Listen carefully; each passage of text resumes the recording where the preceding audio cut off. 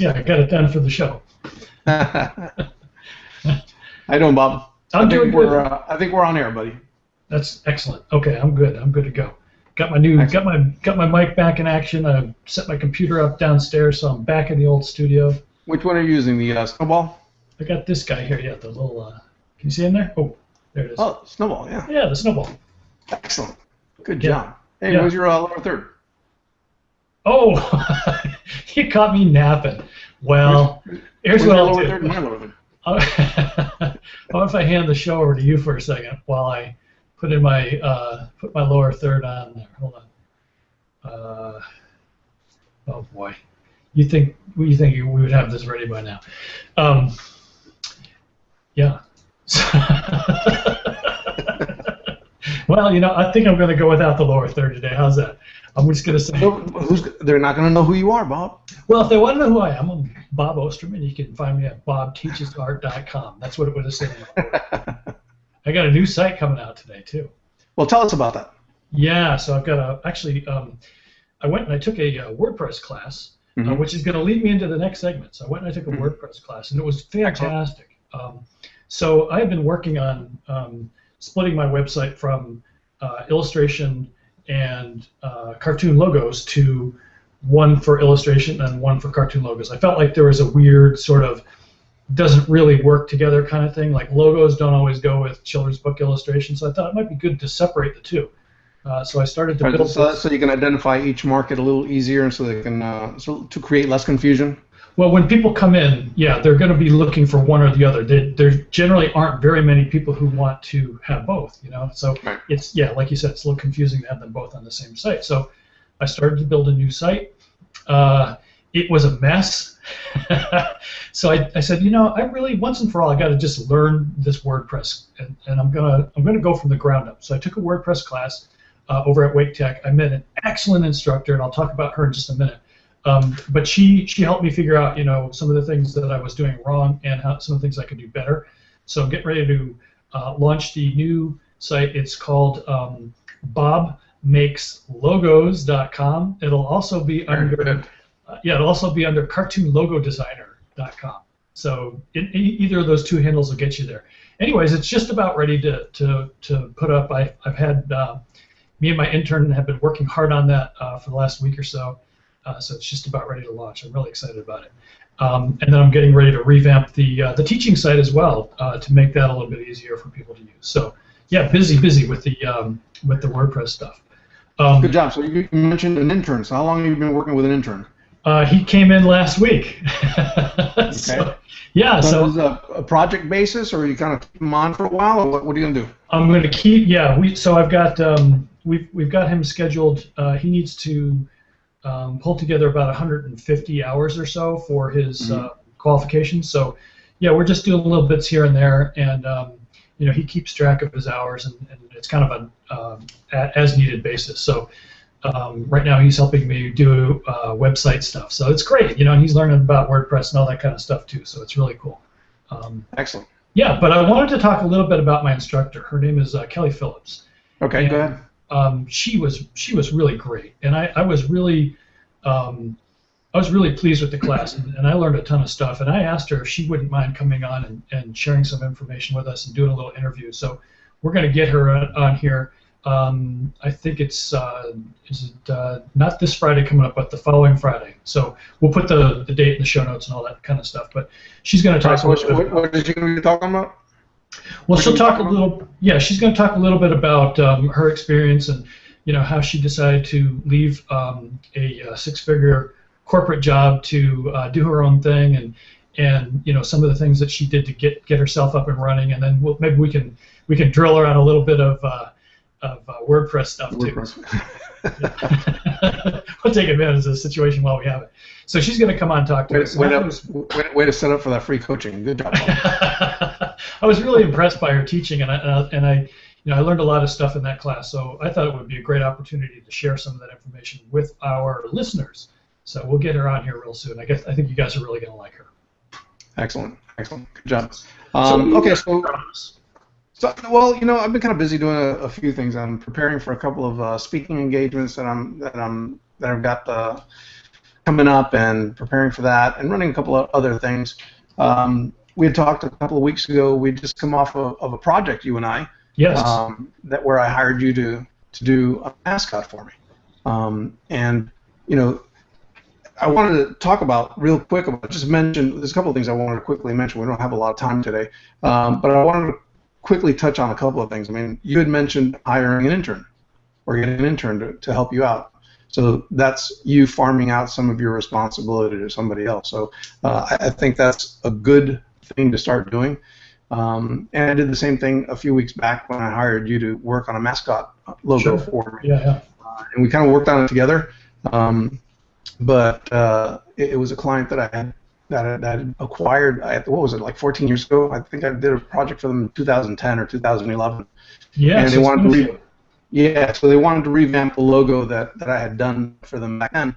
And I figured, you know, let me get Bob on here. Maybe he can add a fresh twist to it. And not only that, I had a lot of things on my plate at the time, and it was beneficial for me to just kind of hand it off. And it opened up my time to do other things that that I've been meaning to get to that I wasn't able to get to, and it would have been a nightmare had I taken that project on. So I just think that, you know, you're talking about the intern, and I think it's really important that we get used to handing off responsibility. I know we're all used to working for ourselves, but it's important, I think, to hand off responsibility. Even if it's small things, you know, so that you don't feel like you have to do everything yourself all the time. And I know we talked about this a couple of weeks back in terms of problems with websites. I know that, you know, I had that malware issue with Drawn by Success a while back, and I was trying to deal with that by myself, and I don't know squat about malware or anything like that. No, that's a nightmare. Yeah, so, you know, I was trying to figure it out on my own. I don't know why. But I spent a lot of time doing that, and I finally just hired a company to just go in there and sweep it away and clean it up, and they did it. So for like $90, I'm done. So, you know, a lot of times there's a lot of benefit to just kind of learn to delegate some of the things that you might have that you don't necessarily have to do yourself. Yeah, and I think that's a good point.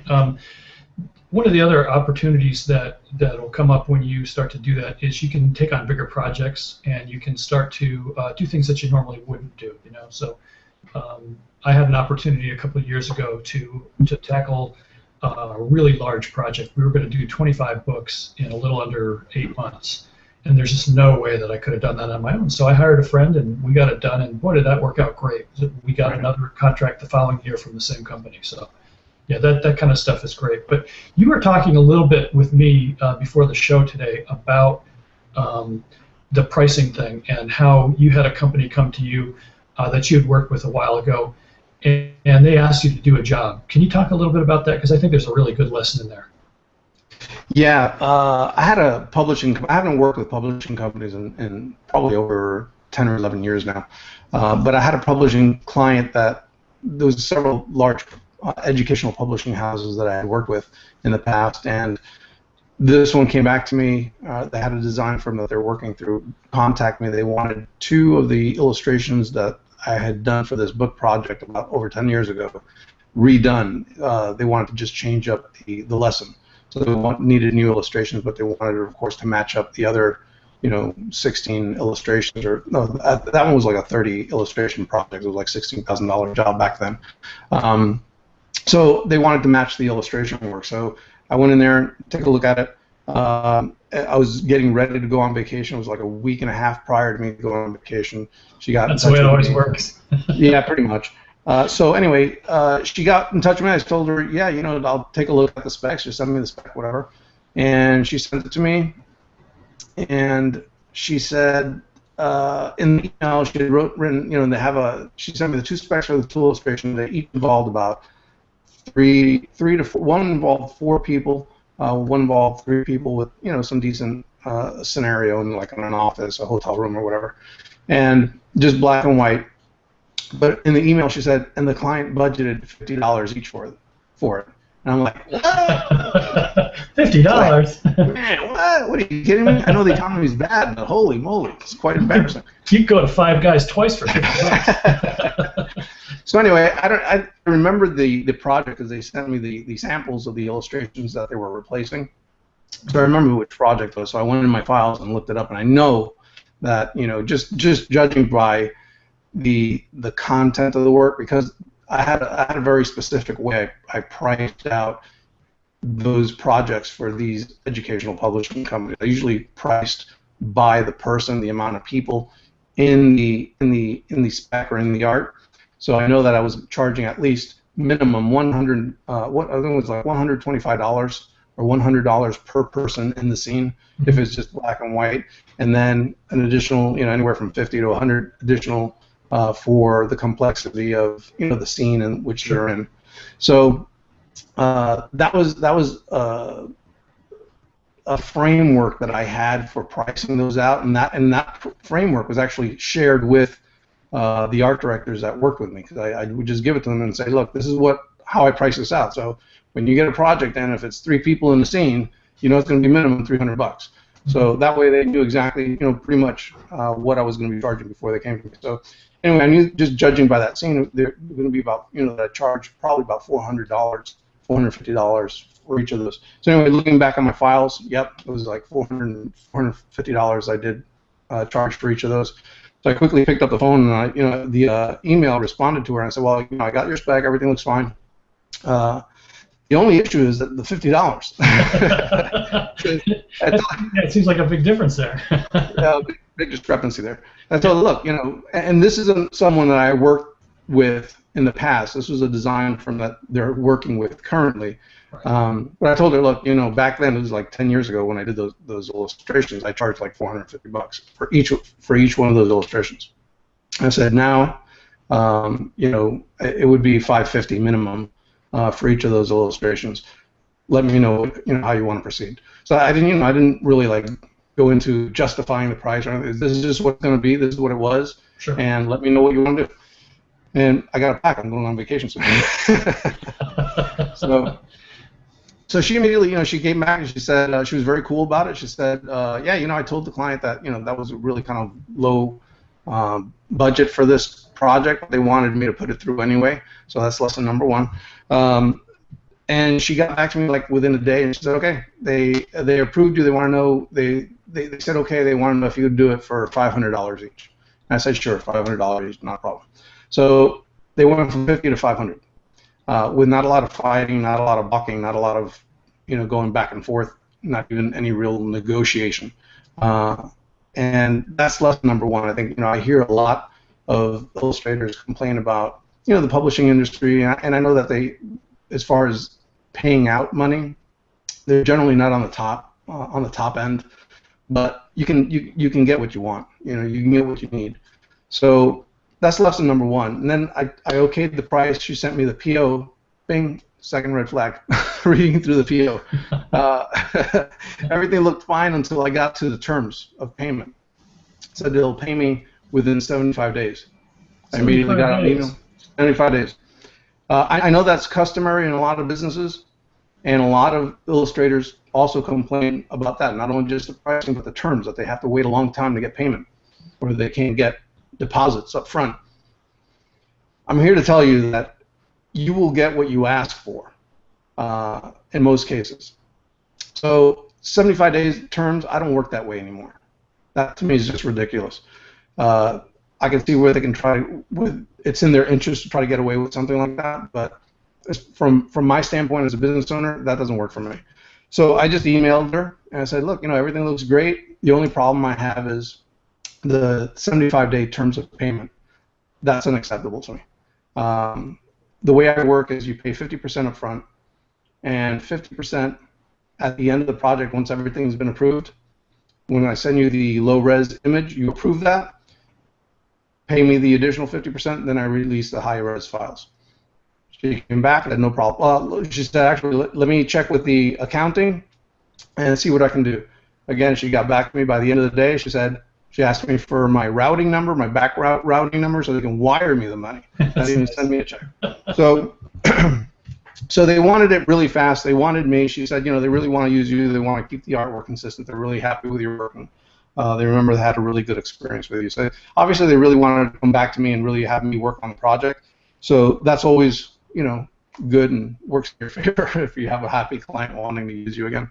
Yeah, for sure. That's a good story. So it gives you some leverage there. But you know, the important lessons there are that, you know, whatever they tell you they're willing to pay or whatever their budget is, you need to price according to what you need, not what budget they have. If you need a certain amount of money per hour to be able to work on a project, you need to be able to charge that money and not feel guilty about it and not feel bad about it. Chances are a lot of our artists have issues with feeling they're going to lose a project because they might, you know, feel like they're gonna come up against the client and rub them the wrong way if they come up asking for more money. That's usually not the case in my experience. It's actually the total opposite. The more confident you are about delivering the money that you need for a project that you charge, they usually just go along with it.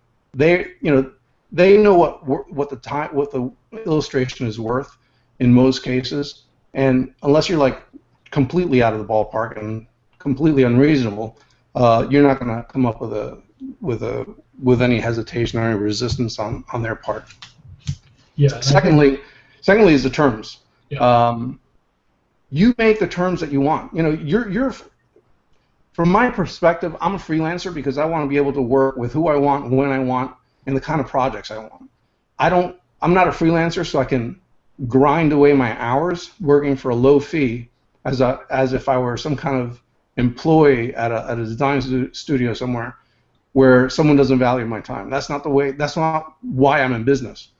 I think you have to be really, really clear of why you're in business, and if a project doesn't fit into the reasons why you're in business and are giving you the freedom or whatever it is that you need, the money, the freedom, the quality of work, the type of work that you desire, then you probably shouldn't be working on it.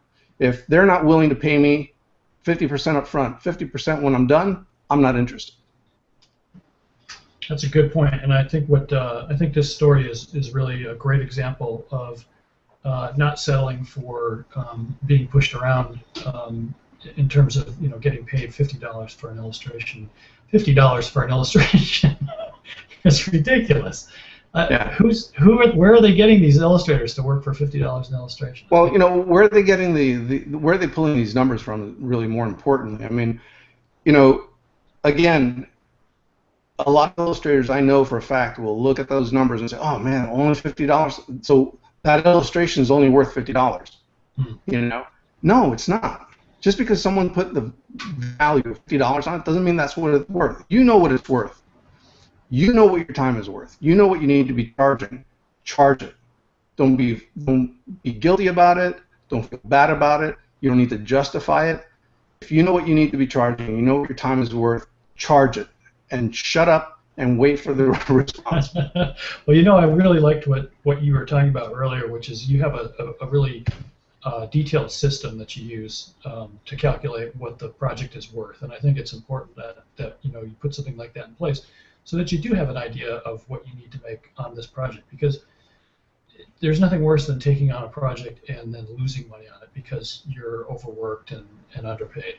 And then that hurts you on the rest of your projects as well, so it's going to hurt your other clients' work as well. So, well, I'll tell you why I came up with that originally, because again, during that time in between 2008, 2010 or so, about 2010, 2011, I was working with a lot of educational publishers. I was doing a lot of work. Each project would be worth, you know, $15,000, $16,000. It'd be like 30, 35 illustrations per book or whatever it was, and it would really keep me tied up for like a good month and a half, you know, pumping those things out. So, and they were all very similar in terms of, you know, if you're familiar with the educational publishing market, they're all very similar in the way they handle their specs.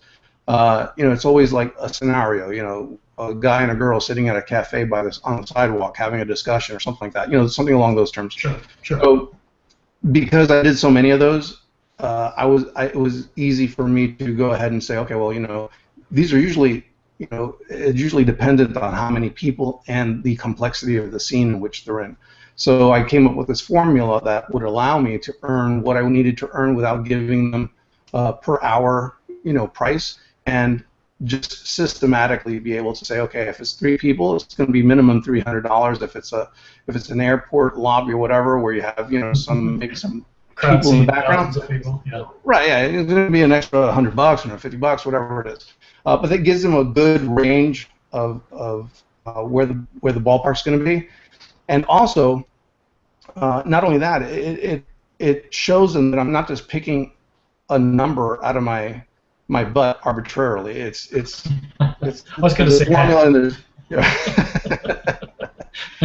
so there's a reason behind this. There's a reason why it's done this way, and it helps them be able to budget out the project too on their end. You know what I mean? So I got a lot of work from a lot of those publishers because I think because I made it easier for them to formulate a fee, and because I gave them good work. So and because I charge usually on the upper scale, even for book publishers for educational publishing. We very seldom, like these last two, didn't. I mean, they came back with no revisions at all. I mean, I sent her the sketches and I said, look, I'll be leaving for vacation in 3 days. If you can get your client to get back to me on any revisions, I'll go ahead and finish those and I'll get them back to you before I leave on vacation. So they knew that already. They knew they had 3 days. They didn't want to like sit around bumping and grinding this thing back and forth. So she got back to me. She said, no, they look perfect. Go for it. And I delivered it before I went on vacation, and everything was great. Yeah, I got fast payment, no revisions. It was a perfect job. Yeah, well, I did learn a little something working with you on the last project too. The way that you structure things and set things up was interesting. Having specific timelines. This is how long it's going to take for a sketch. If you get back to me within this amount of time, I can deliver it by this date. When you get back to me on the tight sketches, then we need this much time. So it's nice the way that you kind of break that up for them. It really keeps them on the ball and keeps them tuned into what you're doing, so that it doesn't get pushed to the side of the desk and all of a sudden picked up a month later, and oh my gosh, I didn't get back to Carlos, and we've only got a day to finish this up. Oh, I hope you can do it. Hey Carlos, can you get that thing done by tomorrow? Yeah, and we over-delivered on that project too. I mean, always like over-delivering, give them more than what they anticipated. Yeah, that was great. And the client was super happy. And again, even when I asked you for your fees on that, I didn't haggle you. I didn't say, well, how cheap can you do it? Which is what most clients will raise, right?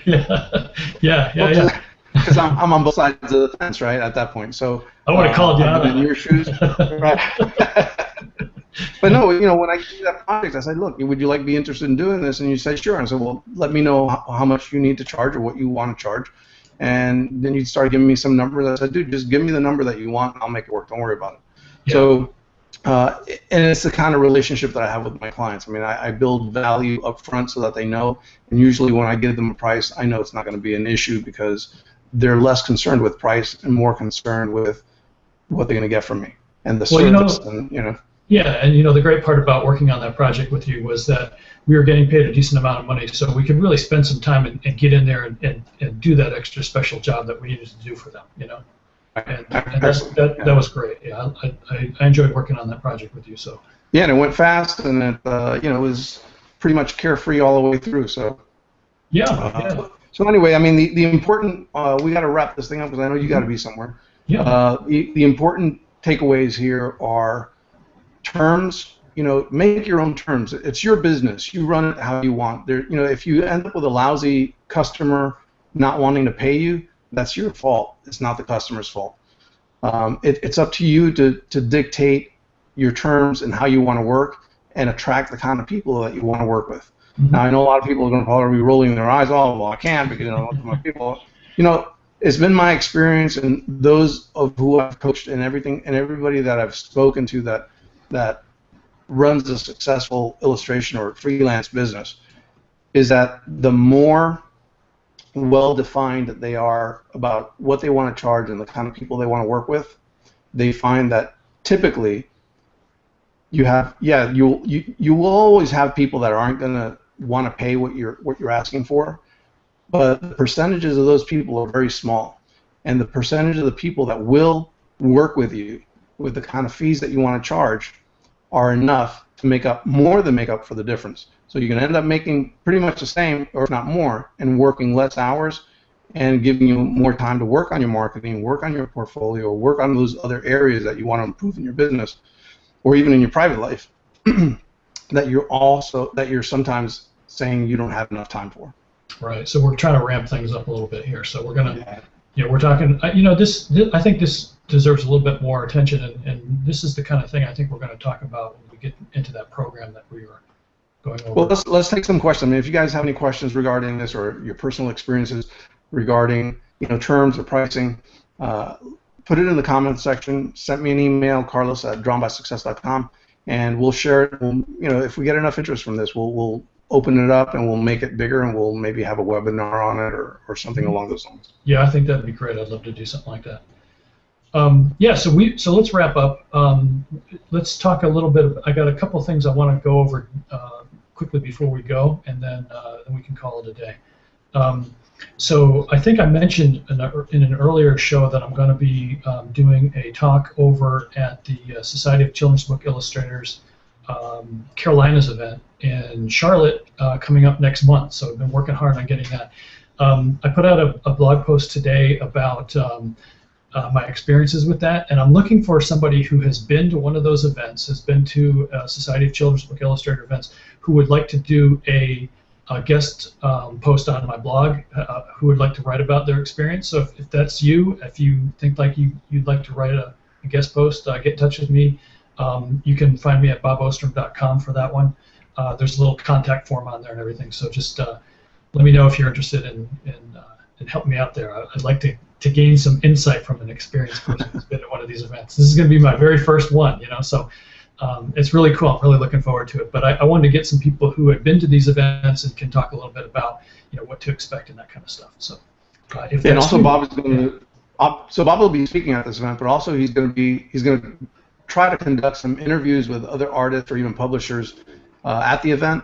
We'll see what we can do. Simulcast and get them into Drawn by Success. So we'll probably have some of that going on as well. So as we lead up to that, maybe you guys can, if you're interested in that, shoot us some questions that you might want answered, and Bob will ask questions while he's on. I'll be the man on the scene. So I'm gonna So my job down there is I'm going to be reviewing portfolios when I first come in on Friday, and then I'm going to be giving a talk about the business side of art, very similar to what we do here, in front of a large crowd, Carlos. So excellent. I'm glad you're positioning yourself that way, Bob. I think that's going to be great for your career, not just for your illustration stuff, but also getting you, setting you up on a different platform and the way people perceive you.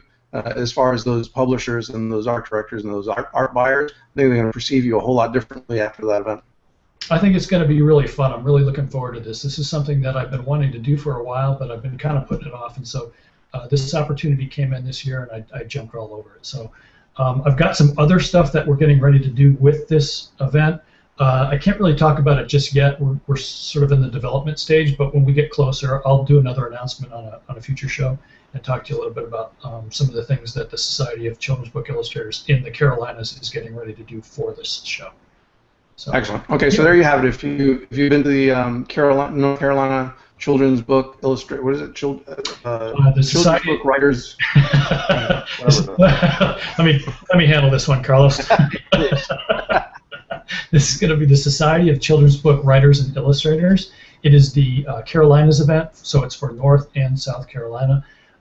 And actually, we've even got people coming in from parts of Virginia, so it should be really cool. It's a great event. It goes on in Charlotte, and it's coming up in September, so it should be really cool. So if you have any questions for Bob to ask of the people there, shoot us the questions or put it in the comments section. And again, if you have any questions regarding the pricing or terms of projects that you work on, maybe even objections that you get from art buyers when you give them, when you've tried maybe telling them different terms and what's in their contract, let us know. We'll talk about it, and we'll see if there's enough of an interest there for us to pursue and go deeper into that. So anyway, if you want to contact Bob, where can people reach you?